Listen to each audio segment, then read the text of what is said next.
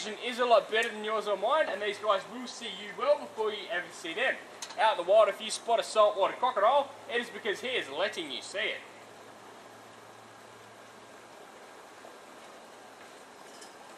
Now, as well as having great vision throughout the day and at night, these guys also have the ability to see underwater. Crocodiles have a third transparent eyelid called a nictitating membrane. Sorry about that.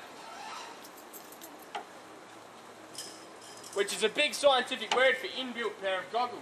Now these close over from the side when the croc hits the water and allows them to be able to see below the water surface. However, if the water that they're in is a little bit too dark, a little bit too murky for even a crocodile to see through, they also have another sensors they can rely upon that a lot of people don't know about. These guys have the ability. Now this works right up to the point where if I'm walking along a riverbank somewhere, each footstep that I make sends vibrations through the ground and into the water.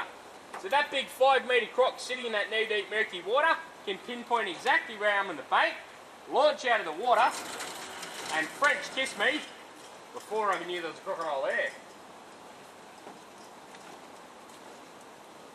Now crocodiles come launching out of the water, they're moving around about 35 kilometres an hour. Well, that's pretty quick.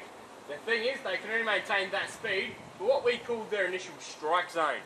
Now we talk about strike zones with crocodiles, it's roughly their body length. Now these boys and girls in here are at about that 2.5 to 3 metre mark. So that first 2.5 to 3 metres of the bank is their strike zone. Anything unlucky enough to be within that area has almost no chance of getting away. Outside that strike zone though, well, things are a little bit different. Now you see the crocs throughout the park, they have big old fat bellies and short stubby little legs. So it takes a lot of energy for a crocodile to pick his body up off the ground and run with it. When he does, it builds up lactic acid through his body, which tires him out very rapidly. We have to go in there and mow the lawns. You know, like, it's the simplest things are made so difficult when you're working with crocodiles. We actually had a film crew come in a few weeks ago and they did a show on sort of working with crocodiles and that sort of stuff. And even some of the things we're saying is like, things you take for granted, like mowing the lawns on the weekend, is here.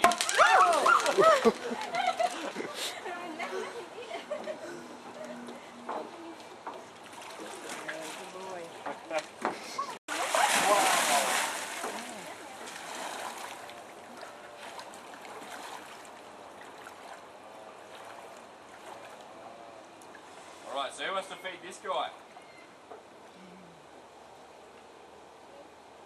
Yeah, absolutely.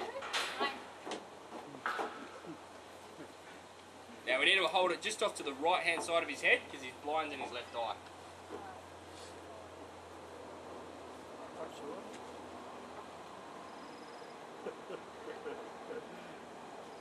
Here he comes. Just remember to the right hand side of his head.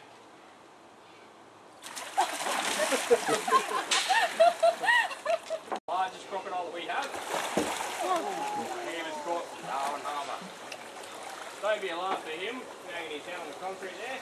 These guys' skulls are roughly 7 times thicker than ours. So they are all intents and purposes. Alright, so who wants to feed this guy? He'll probably be the last crocodile we'll be feeding today. This is the last opportunity. Yep, fantastic.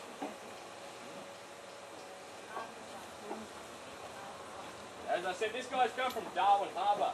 Now we do catch and relocate around about 250 crocodiles every year from Darwin Harbour to minimise numbers to make it relatively safe for people. Am I letting him get it or what? I'll make him work a couple of times.